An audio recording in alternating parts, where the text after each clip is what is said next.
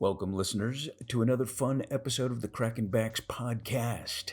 On the hot seat today, we have a man who carries a piece of baseball's golden age in his DNA, David Mantle, son of legendary Mickey Mantle. Imagine growing up with names like Willie Mays, Yogi Berra, Roger Maris, and Joe DiMaggio as your dad's closest pals. Today, David is here to peel back the curtain, sharing untold tales of life off the field.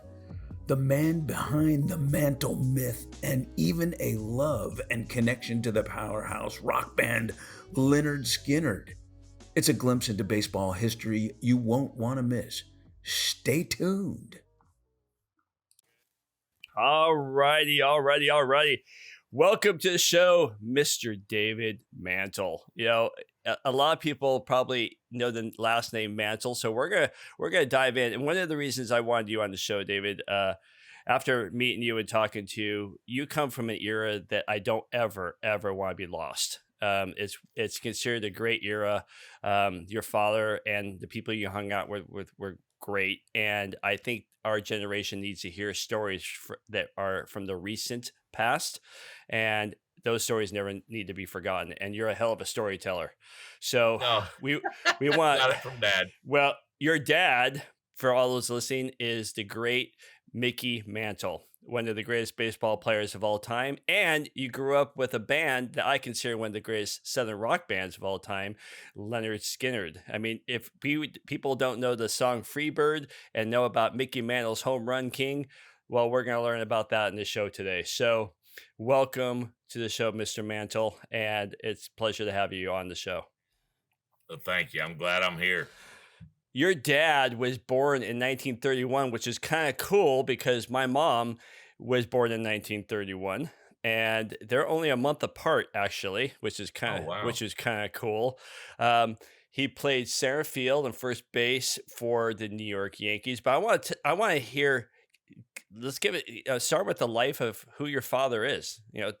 Let's just start there. So, who is a great Mickey Mantle from his son's perspective?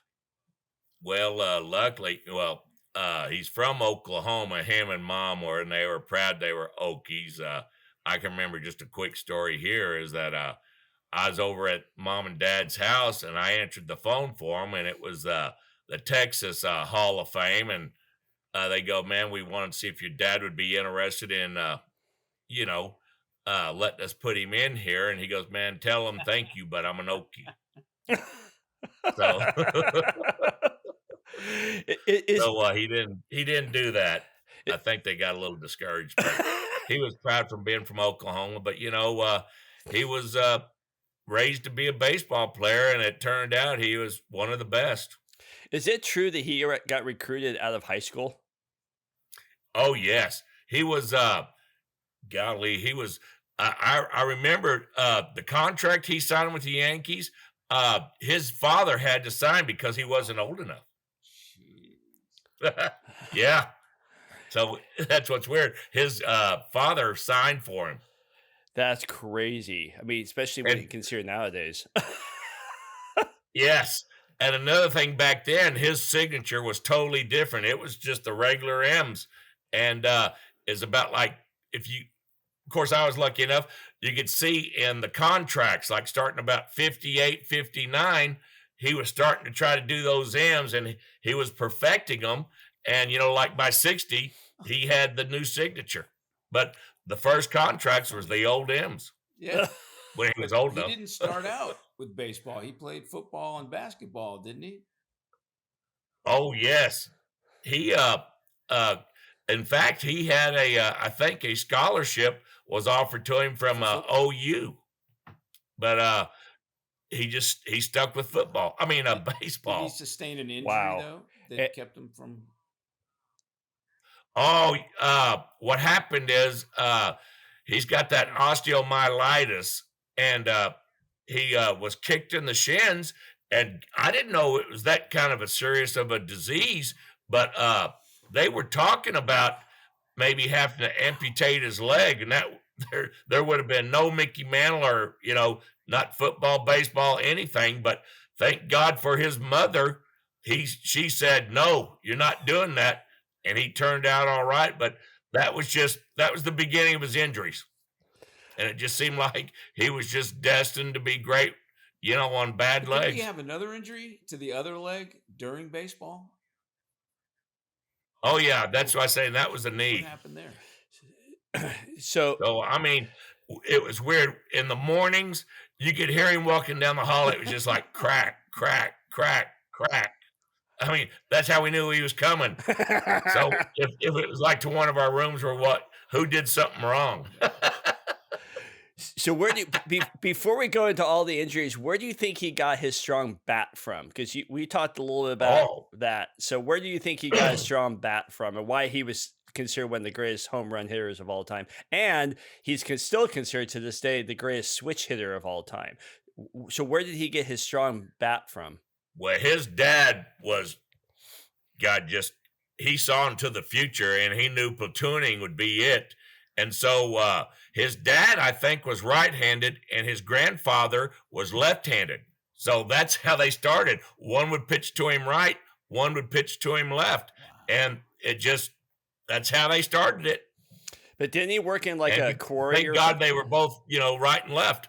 Didn't he work in like a quarry or something that was? Oh, yeah, for the muscles though, God, he worked down in the lead and zinc mines there in Oklahoma, right around Miami. Uh, this is after they moved to like commerce and stuff, but he worked in those mines and swinging that sledgehammer, man, that's how he got those that forearms. And I was just looking at a picture the other day of Dad, and I just go, God, those forearms. It's just, when you see, I mean, even the muscles in his neck, I mean, he probably even used the eye muscles, but you could see when he took a swing, he used every muscle in his body. And just to So let you that's know, why y'all have to get a close up of him where he's got that, just to let you know, Spence, he looked a lot like my the forearms. skinny ones, yeah. Yeah, they were just huge.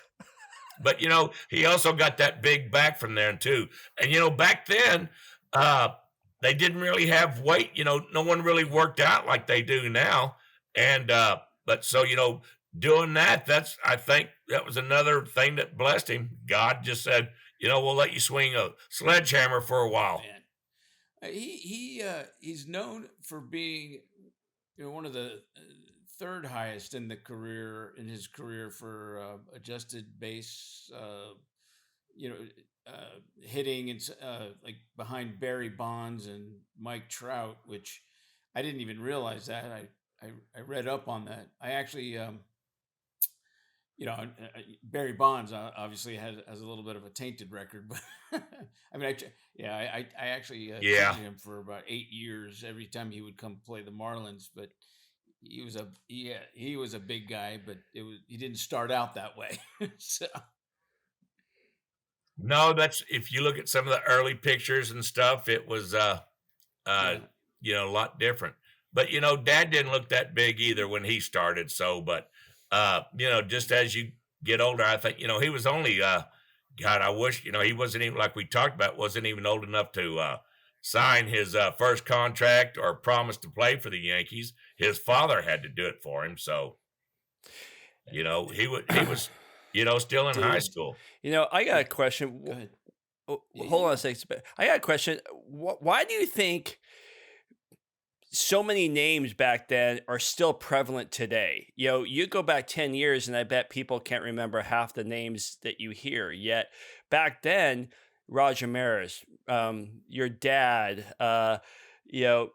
Babe Ruth. I mean, there's some big names that are still really strong today. Do you think it's because they started the sport, or do you think what makes them so great that people still remember their names? I don't know. I'm glad it is though. But the 50s and the 60s, and I think what really helped is TV.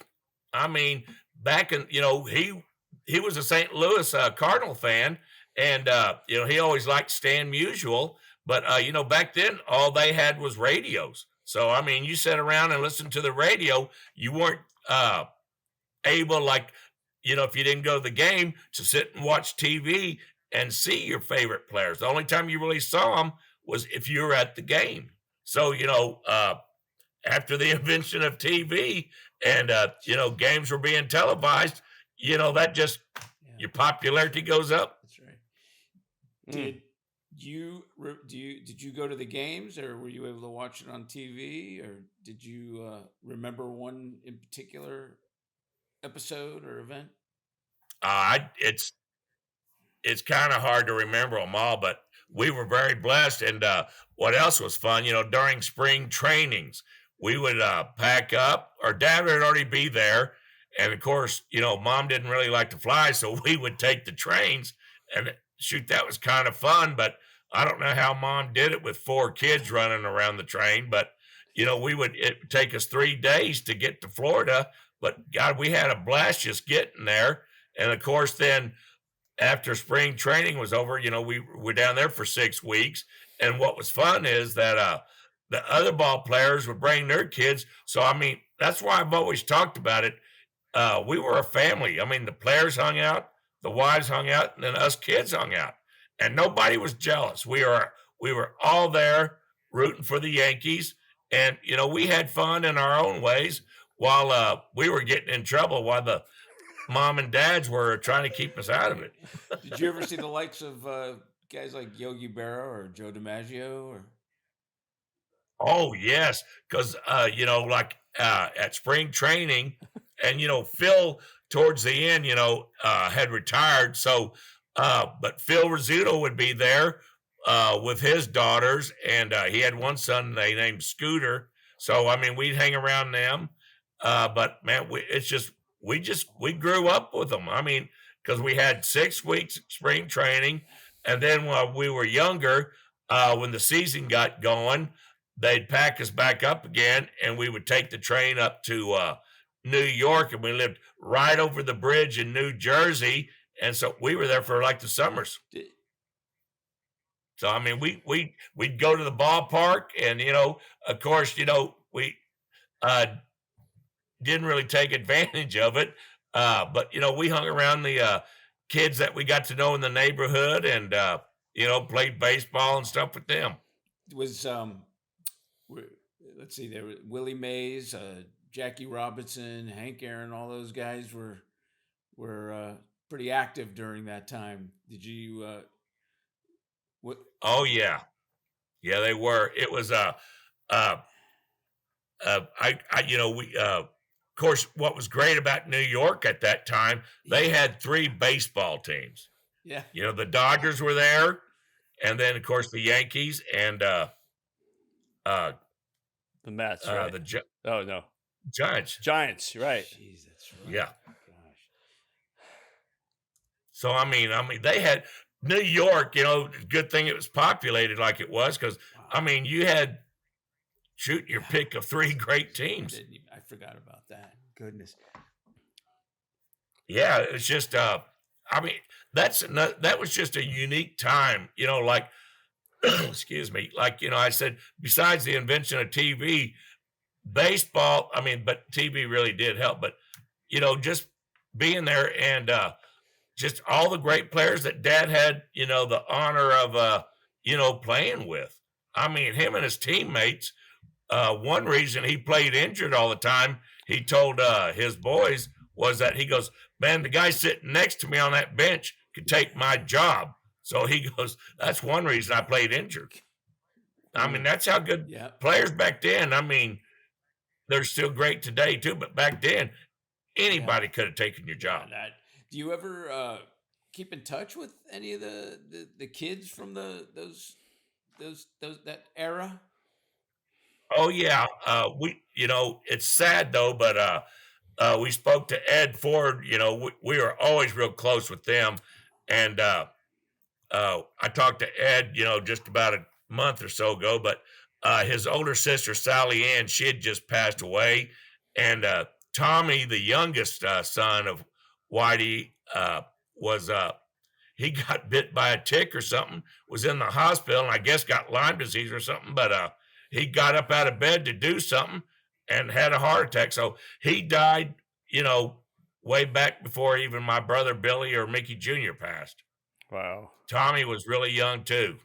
But I'd go up after the baseball was done. We were still so close when Dad had the restaurant in New York, which was there forever.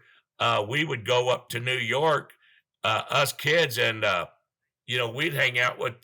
They'd come in town, and we'd sit there and run around New York and eat at Dad's restaurant and all that.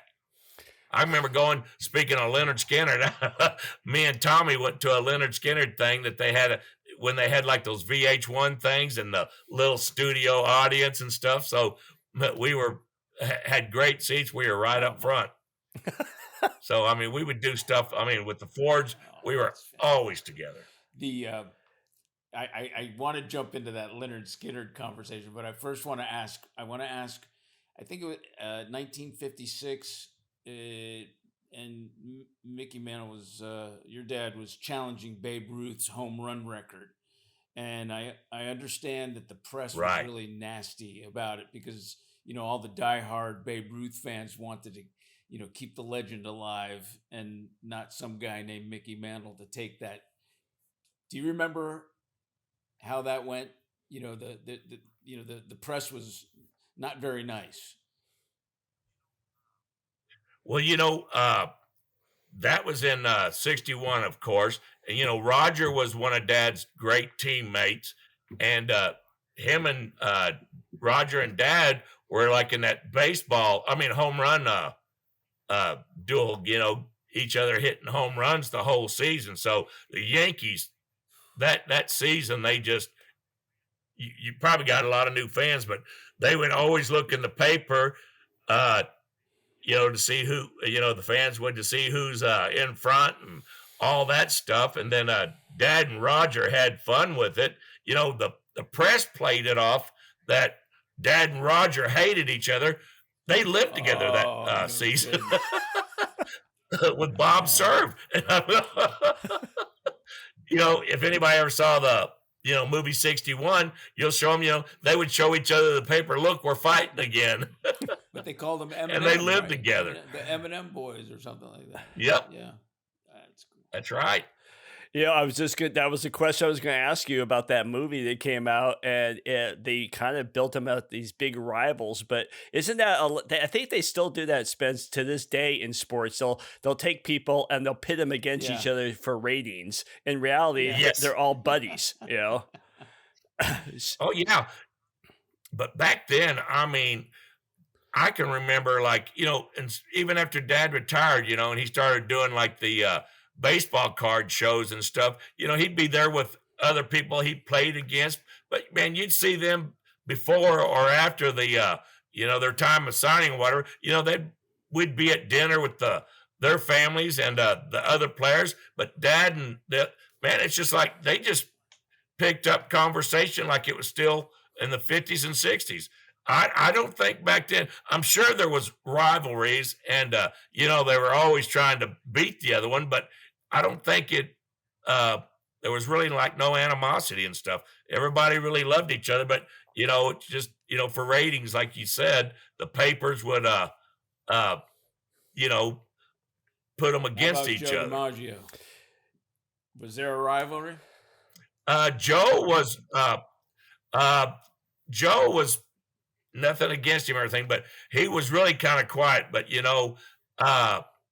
he didn't really, from what I understand, like Dad, he would always try to, rookie come in and everything. Man, they would take him out and they'd show him the town and stuff like that. But they kind of nurtured him and stuff.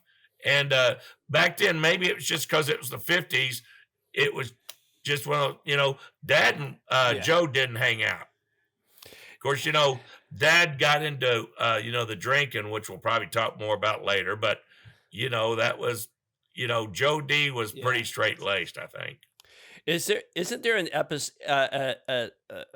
Episode, that's the wrong word. Isn't there an incident that your dad and Joe were in the outfield and going for the ball? Joe called it. Your dad slid and caught a sprinkler head or something like that. And then he didn't slide though. Oh, okay. It was Joe D's last season, and Joe had like a bad, I think, right foot ankle and stuff like that. So Casey told Dad before the game, excuse me, you know, to help Joe D out there, and to take more balls than he should.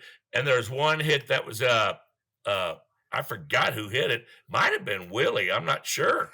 And Dad took off for it, and some people have said that Joe D waited too long to call Dad off, and he went to stop, and his cleats caught in the sprinkler, and just all that weight and running. And Yogi said one time, he goes, "Man, you heard the pop in the dugout. It was that bad." And it just, and Dad just crumbled over. And what else was bad about that? His dad happened to be at the game. And so when this is funny though. So how Dad got to the hospital after the game, they had to take a taxi. Oh,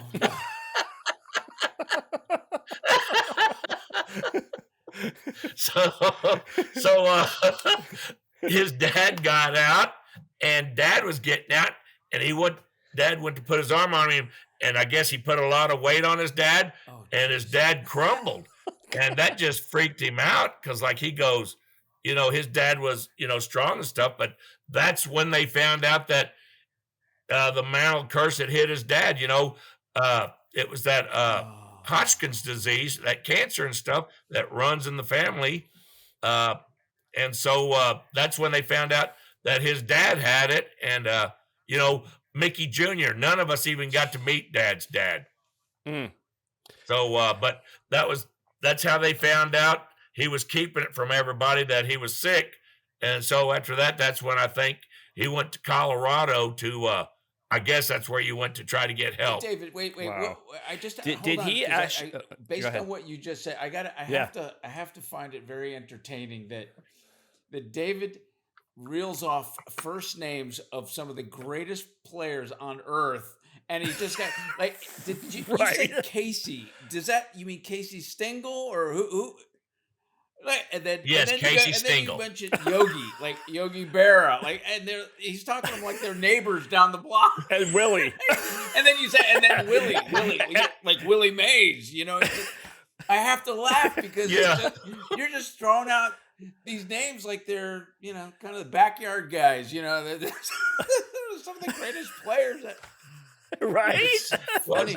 That's what it was a family back then. I mean, Hank, Bauer, Moose Scourin, and Bobby Richardson, Tony Kubek, Tom Trash, and then of course, like at spring training, I'm serious. We all stayed at the Galt Ocean Mile, and the players hung out, the wives hung out, and us kids hung out. I mean, we'd just be like, it was family. And then in the summers, we'd be over at Yogi's house cooking out, or then at Whitey's doing this. And, I mean, we were all just one big family. I think that's another reason they won. They were very close. Nobody wanted to be traded back then. And you mentioned what? And that happened. That reminded me of a story.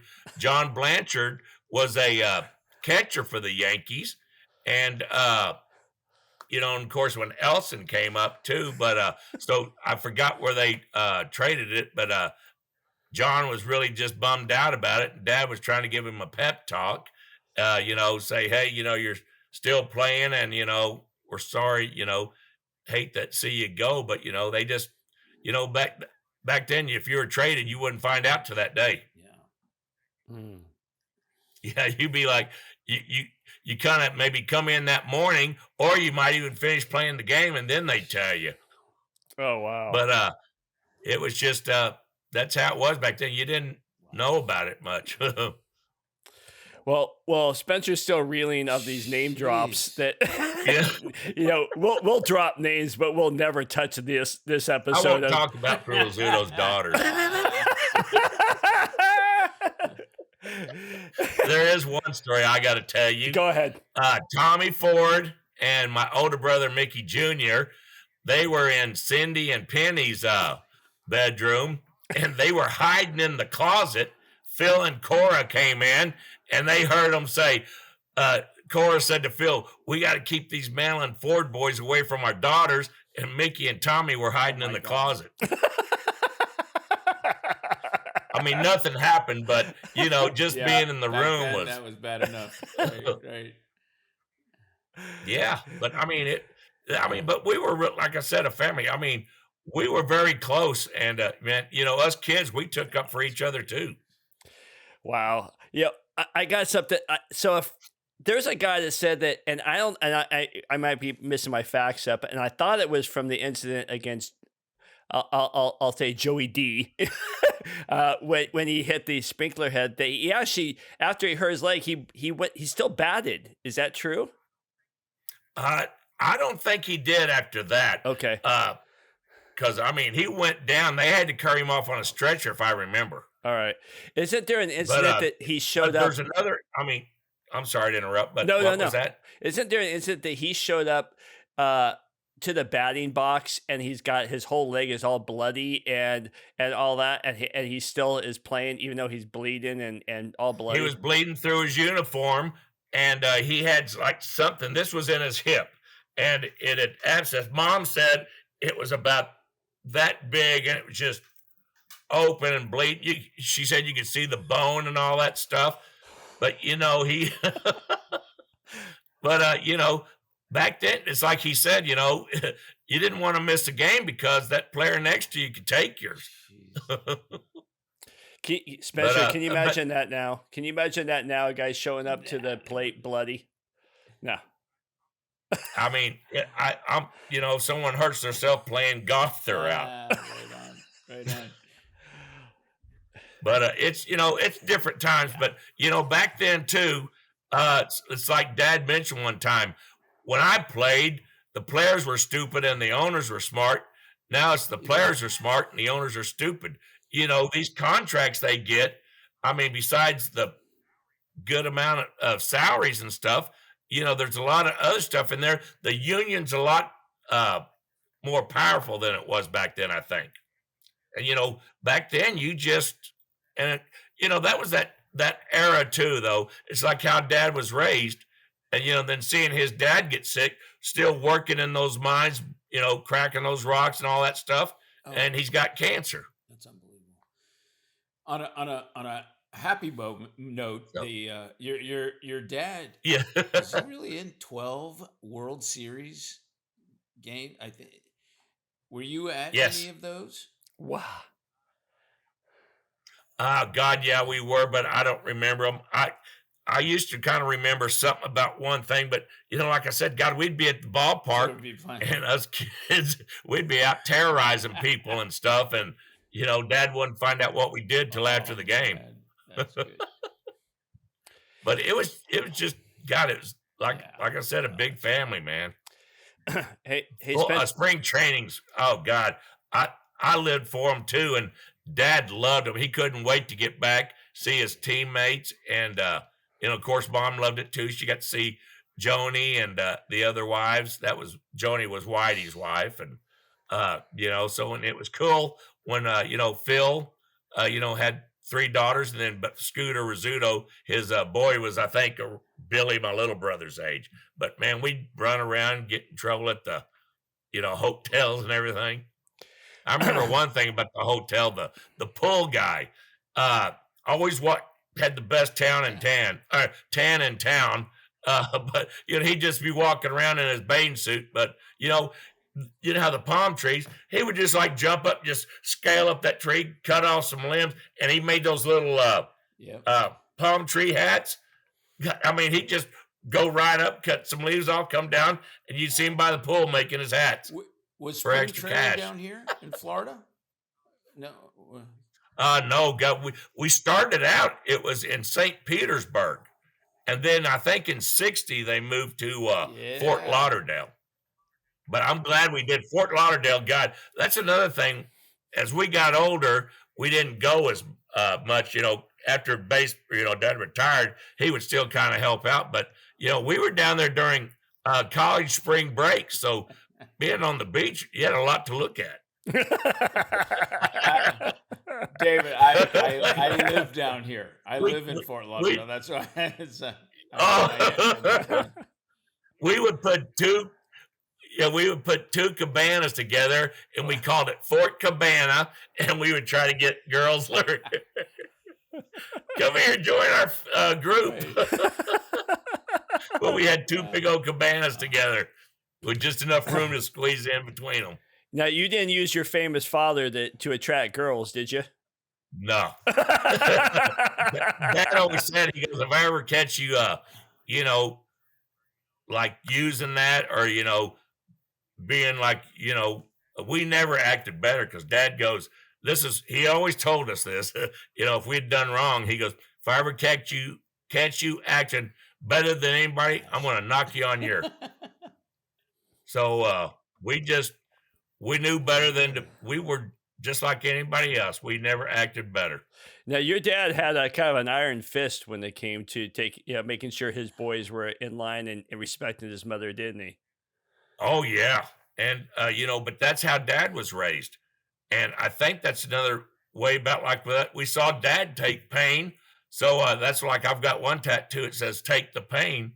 And, we take the pain too. I mean, it's just like if you had a problem, he goes, you don't whine about it. I understand you have a lot of tattoos. You got a favorite one? Yes. Probably I've got Dad's signature with 7, but then Mom goes, well, where's the one of me? And I said, Mom, it's bad luck. I can't do that yet. And so, after she did, so now I've got her initials on, a bigger one on my chest. And then I've got my daughter's initials above it. Oh. But I said, you'll get one, but not yet. Speaking of daughter, sorry. Terry, what? I was going to say, speaking of daughters, we kind of overlooked the fact that we will have you on a YouTube channel, and for those viewers, I think we need to explain what's in David's background. The pink chair. The pink chair? Yeah. And all the stuffed animals. Yeah, and all the. There it is. Do you have a favorite stuffed animal? There they are. David? No, I'm joking. No, not really. It's just these are all. She's a little bit older now, but she still collects stuff. But when she was younger, it was the Beanie Babies thing. So, grandma's, and then of course her mom, and then she collected them to herself. She's still a big collector, but it's that anime stuff now. So kids don't. Back then when we were growing up too, and of course, especially when Dad grew up, sports and stuff, those were your heroes. There wasn't this anime stuff. Yeah. I mean, so, you loved real life. Is that you up in the far corner up there in the red? Is that a stuffed animal that you relate to up there? Oh. No. I don't know. Maybe Marilyn thought when I would, she's lucky she was a daughter. She got some slack and stuff. Right. Because I always told her, I said, man, I think I only whipped her once or twice. I couldn't even do that. She had me tied around her fingers and everything. But her mother, always knew it too, and her mother was a better disciplinarian than I was. Terry told me a story you told him. Speaking of disciplinarian, Terry, about when their dad would come home, when Mickey Mantle would come home. Yep. From being away. So go ahead, David. Tell us about when your dad would come home and line up the boys and look at your mother. Yep. And but I still, this is one, I can still remember this like it was yesterday. It's like, I wasn't, there to greet him and everything, but I think him and Mom walked in from, her picking him up at the airport. And I guess on the way home, that's when they're plotting their, who's going to get what. But I can remember him. It's like, I don't know if he called out to, all right, everybody come in here and line up. But I just remember I was there right as he was coming in the front door. He dropped his bag and he goes, go get it. And we'd go get his little whipping tool. And he goes, line up. I mean, you think after the the season he wouldn't remember, but I guess mom just refreshed him. And I'm always going. I remember one time asking mom. I said, "Man, can you just fly me to him so I can get it over with?" I'd lose 10 pounds worrying about it. I said, "Let me just get it over with." That's like the stories you hear about in that era where they would say, go out. The dad would tell the kid to go out and get a switch, which was like a branch off a Yeah. tree, and just the fact that you had to get your own, torture device was, just crazy, crazy time. It also Well, the switch. Yep. Speaking of that, his mother, I think that's where he learned how to whip, because she was good at it too. That brings on that new meaning. Wait till Yeah, your father yeah. gets home. Yeah, Right. Grandma's here. Wait, I just had this horrible thought that your dad was not only a home run slugger, but I can't imagine him with a belt in his hand hitting you on the butt like that. I mean, that's some power right there. Well, I would not want to experience. yes, but like also, if you look at the swings, at least I know when I swing, you get that wrist action, and he could pop it just right. Oh, and he'd say, if you move, you're going to get an extra one. If you cry, you're going to get a lot more. And he goes, you better Wow. not flinch. No way. Oh, good Lord. I have a Or you feeling. just stood there and just, I have a feeling there's some listeners going, "Oh my gosh, that Yeah. was just not." But man, you were quiet. And when your turn was done, you just walked off. Oh The my next one would gosh. come in. I can't say I miss those days, but there was definitely some disciplinarian, some real legitimate disciplinarian approaches. Nowadays, the kid would call, 911 and call the parent out on abuse, like, oh my God. You hear stories of that, or somebody, they Yeah. and you're just whipping them. I mean, Yeah. beating's different, but you get a whooping. It's like you said, it's discipline, man. Dad taught us to respect everybody. There was a comedian that talked Yeah. about how whatever happened to Big Mama. Big Mama was, the disciplinarian, and if you acted up, Big Mama would smack you in the face wherever you were. But now Big Mama's like 16 years old, and she don't know any better, so she'll just hit the kid. And there's such a huge difference because, from what I understand, your dad was a super dad, loved you guys, took you guys around all the time. Oh, He yes. was a disciplinarian. Oh, Right? we felt loved Yeah. and everything. But he would take you guys like when baseball season was over, and then from what I understand, he would take you guys on trips or camping or something. Didn't he with all the boys, and really connected with you guys? We would, yes, in the off seasons, we would go. What we did a lot, and it's like my little brother Danny had even mentioned. It's just me and Danny now, but we were talking to somebody, or it might have been an interview that me and Danny were doing together. But back then, it's like everybody knew Dad. The kids did. I mean, we would get the kids, and we'd get in the backyard. It wasn't that big, but it was big enough to where it might have been about an acre. But Dad would be the quarterback for both teams, and we'd divide up all the kids from the neighborhood, and we had games. And we did that almost every day in the off season. That's awesome. So Dad he was quarterback, and all the kids would come down, and we'd play football all day. So that's how we were good at both. Yeah, that I think a lot of the kids now, they hear the expression baseball win the America's game, or one of the greatest games on earth, and we hear that.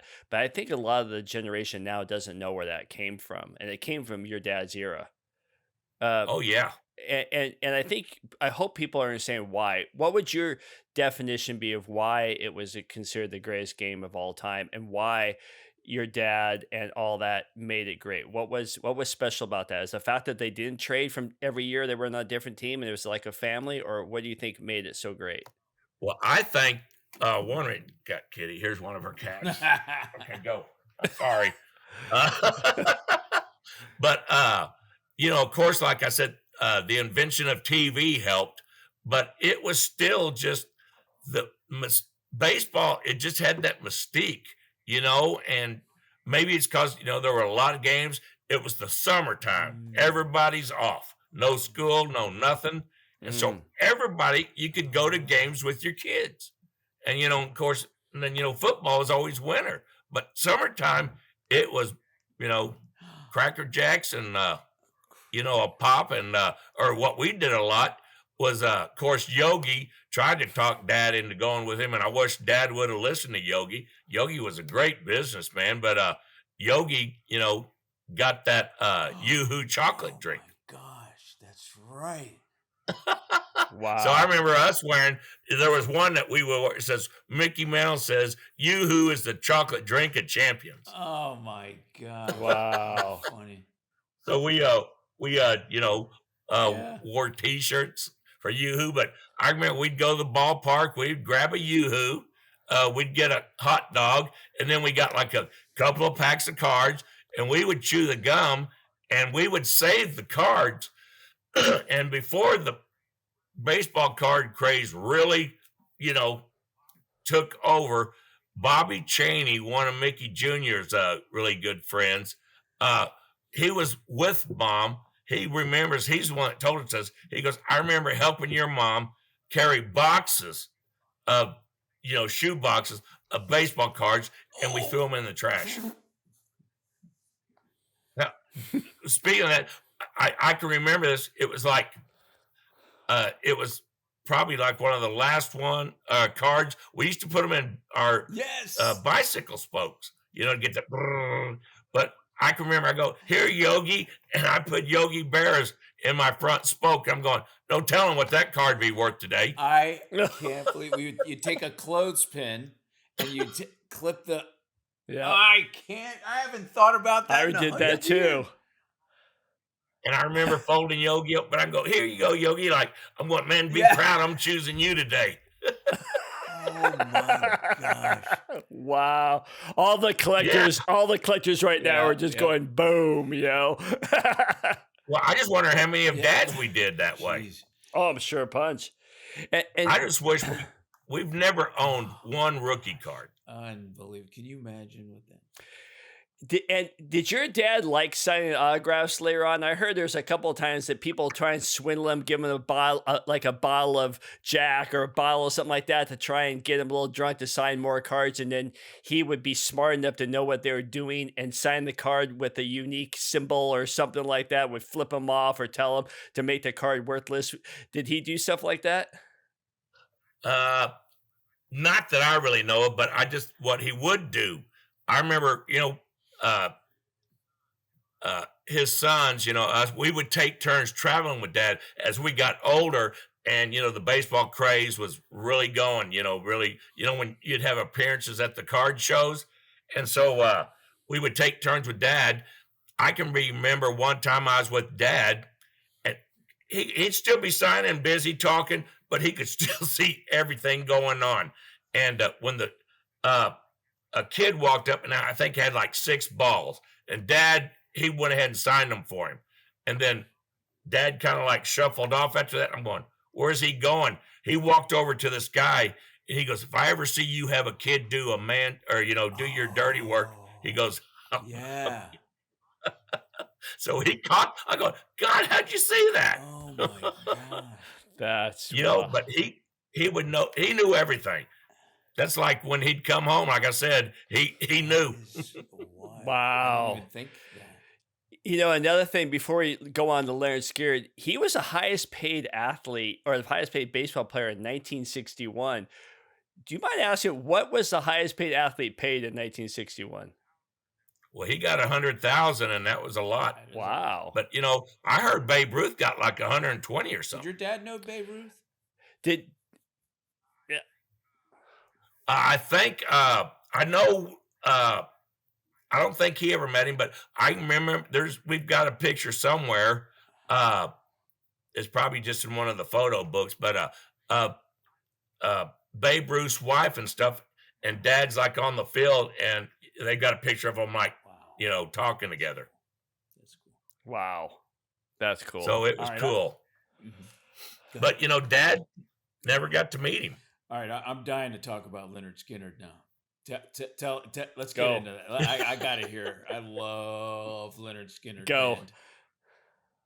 Well, I don't know just what some questions because I don't tell too much, but of course one thing it was like we all took our turns going to Betty Ford's, but God, when we were God, I remember I was living in Florida at the time with my second wife, and uh our little brother Danny, he's the one that really kind of got the ball rolling with Skinner. So he got us tickets, and we had backstage and all that. But this is right at the beginning of the reunion tour when they all got back together, and Ronnie's brother, the youngest one, uh, started singing for Skinner, and so they had all just got back together, and they were having kind of like, I guess, a get together because it was in Florida, and we they had the backstage closed off, and we didn't get to go, but we still had good seats.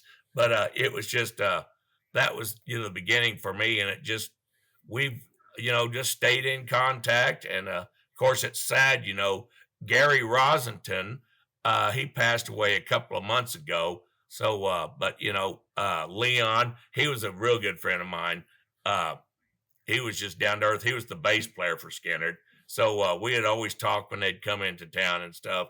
But it's just we've just gotten to know them, and we've always liked the music. I can remember a friend of mine. We were at school, and he pulls up this way, and I pull up that way. And he goes, "Man, listen to this!" And on the radio, Freebird was playing. And that's the first time I'd heard it. And so we were like juniors or something, and I just got my license, and so we were listening to Skinner on the radio. Such good music. But man, it's been a trip. We've gotten to know them, and God, I would go up to New York. Like I said, I took Tommy Ford at one of those little VH1 performances, and but we would be down. Of course, back then they were still drinking until they don't party anymore. We've all just kind of outlived that, I guess. Thank God we lived through it, and because there's a couple of people that just didn't make it.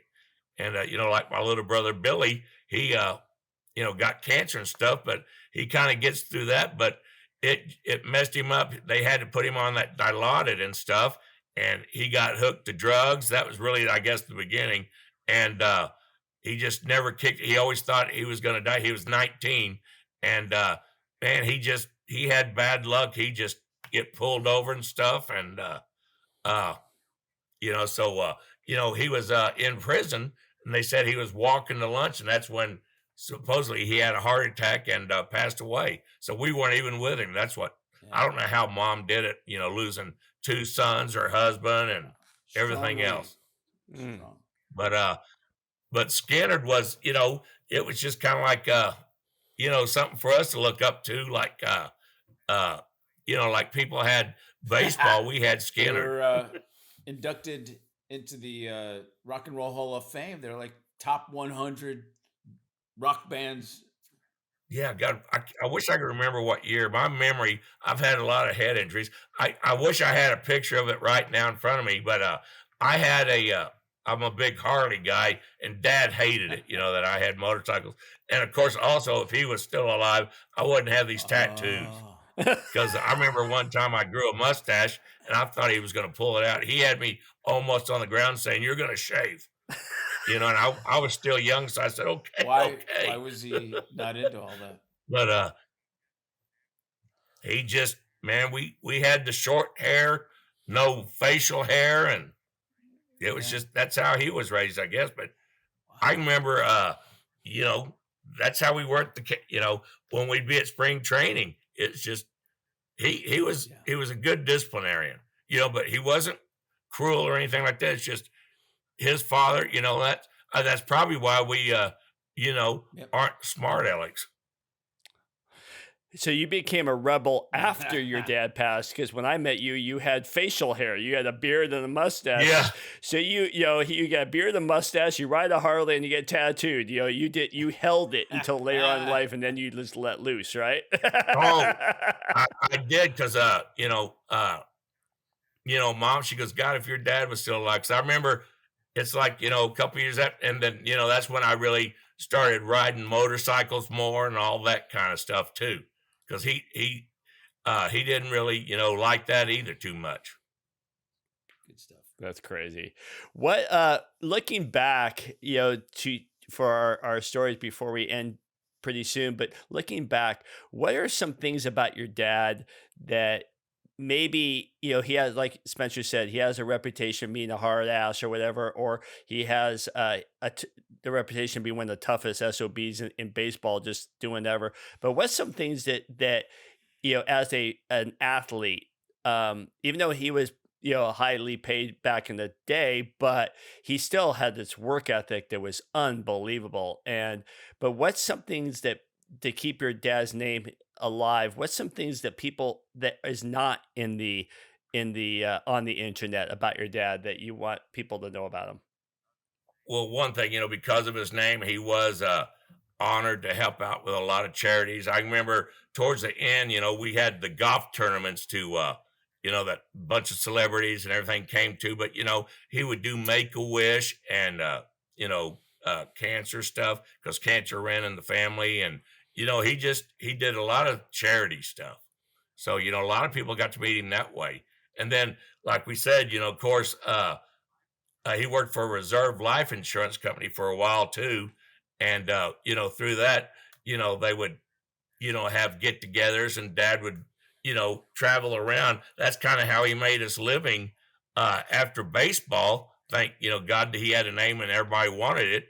That, companies and of course, commercials and stuff, that's, he would, it kept his name out there and people got to meet him and he was just that down to earth Oklahoma boy. And he just, he had that just personality that, everybody loved. It's interesting. We have a hospital out here that's the Joe DiMaggio Children's, pediatric hospital.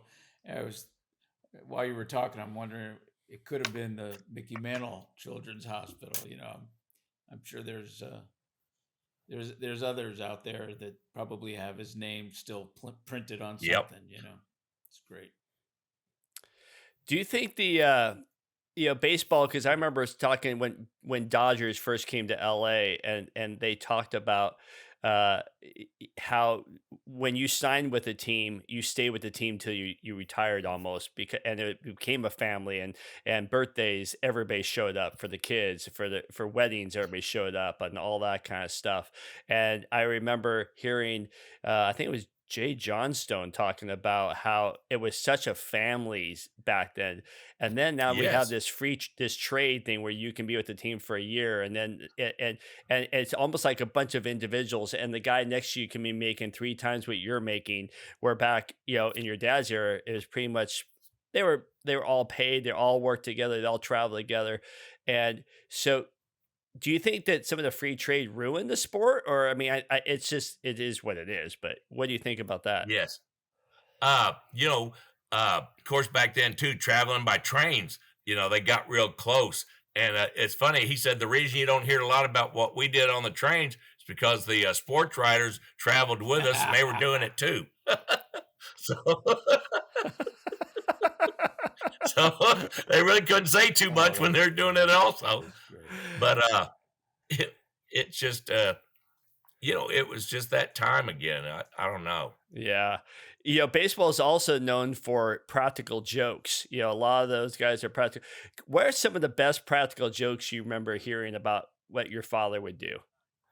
We Joe Pepitone, he was like the first, one that brought a hair dryer to the locker room, and so Dad put like the talcum powder or whatever in it one time, and Joe went to turn it on, it just went.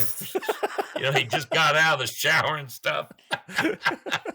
But Dad, he loved playing jokes. And April Fool's Day, he would start calling us at 6 a.m, and he all day long people got a joke played on him. I remember he had my pregnant wife. He called her up early in the morning and said, told her we lost the house and we're going to have to get out by the end of the week and stuff. And she started crying. I'm going, God, what did he just tell her and stuff? And I go, what's going, she hands me the phone. He's just laughing as he's hanging up. And so I go, what's going on? He goes, we have to move. We can't stay here. So I'm going, it was a joke. It's April Fool's Day. And then she stopped. But God, she was so I have mad. to laugh. He loved messing with people. But, in the locker room, he would be the first one to play a joke on somebody. He just was that. He was, playing baseball and stuff. He was just that big I kid. actually did that talcum powder in the hairdryer to my ex-wife. That's probably why she divorced me. But I'm cracking up that he did this. He did that. Yeah. And caught Joe by surprise. And of course, hell, it's sad, we still talk to the players that are still here, but Joe passed away a couple of months ago too. So, and we used to talk to him every now and then. And it's just, we've got the kids, but like, Ed Ford's the only one in that family that we get to talk to. Of course, Roger, they had a big family and they've been blessed and everybody's still here. So and what's really great, I forgot to tell you, is Billy Martin, when Junior, when Billy, his father, came to manage the Texas Rangers, they live over in Arlington, which is close to Dallas here. And God, we see Billy all the time, and God, we hang out and travel together and do stuff too. I do stuff for veterans and everything too. And Billy will join me when he can, but Billy's still like an agent and all that kind of neat stuff. So he's still really involved with baseball and everything. But I think Billy said that, they've even got some entertainers now. All right. I got one last question for you. I understand that baseball players can be very superstitious.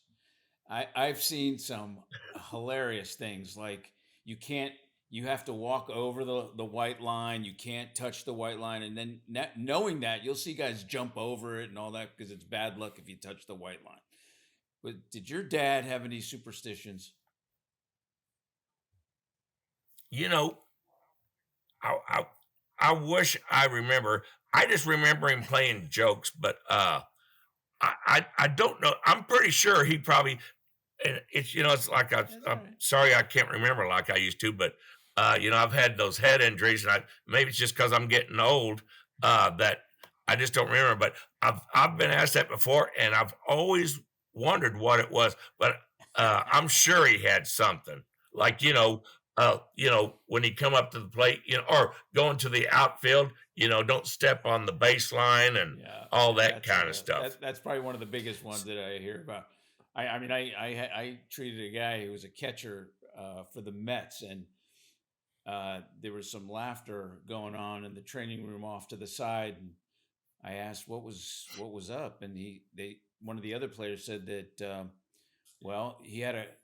he was with this girl the night that he had a career high game. And I go, all right, that's cool. You got with her again? He goes, no, actually, he stole her underwear and he's wearing it right now. I go, what? Yeah, for good luck. He took her under. I go, wait a minute. So I asked him. He came up to me. He was a funny guy, and he goes, oh yeah. I'm thinking, like what? And he pulls down his uniform, and he's got this leopard print lace thong over the top of his underwear, but underneath his uniform. Oh my God. That had to have been the most crazy. I mean, a crazy experience with superstition. Yeah. Oh, yeah. Give me good luck today. I can remember one day that, he didn't really call home runs or whatever, but it was Mother's Day. And I think that's when he hit his 500th home run ball. And God, if I thought about it, I've got it in the safe downstairs. I should have brought it up so we could have shown it when I told that story. But, he goes, Marlon, I'm going to hit a home run for you today. She was at the game and stuff with Dad's mom. And it was Mother's Day, and he hit a home run. How cool is that? Wow. So, I mean, but I think, if you look back at Dad's career, there were some, I don't know how many games in a row or whatever, or just how many games that he hit 2 home runs and stuff and all that kind of stuff. But, that's happening today too. But back then, uh, the balls are a little bit different now. And the way that I think they were hand wound back then or whatever. Now, it's all machine. So they're a little bit tighter, but also too, the guys are bigger and stronger. You know what? I'm just going to rattle off a couple stats for the people. He played 2,401 games. He hit 2,415 hits. I mean, that's unbelievable. That's way over a hit per game of 2,400 games. And he had 536 home runs back then. I mean, that's with not the modern bats of today, not the modern balls of today, and not the speed of the pitching of today. I mean, that is unbelievable. Yeah.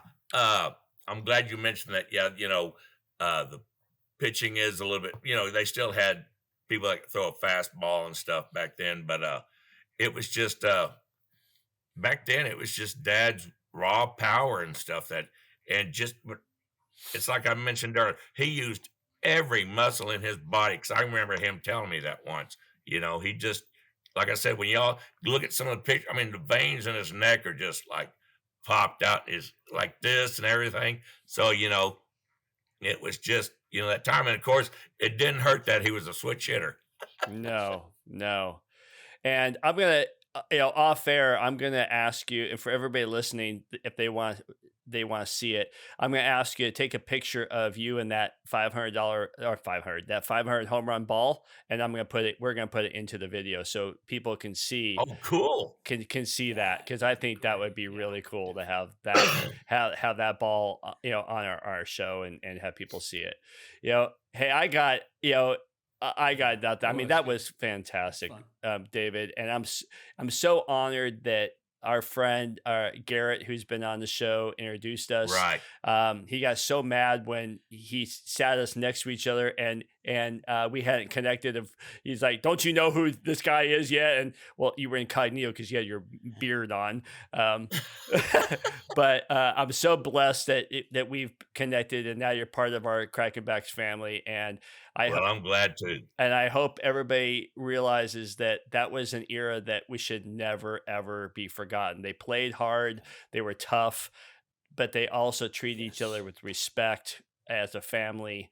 And they cheered on their rivals. They didn't put them down. It was just such a great era. And to hear the stories of how great the family was, that's an honor to hear. And I hope we all learn a lesson from that. That made me think of another story real quick. Back then too, the house that Dad grew up in, he had 3 brothers and 1 sister, and they used to always, like, when it's time for bed, they would like try to get there first, because at least if you're in the middle, they all had to share a bed, and if you're in the middle, you stayed warm. But if you're on the end, you didn't have many covers and stuff. But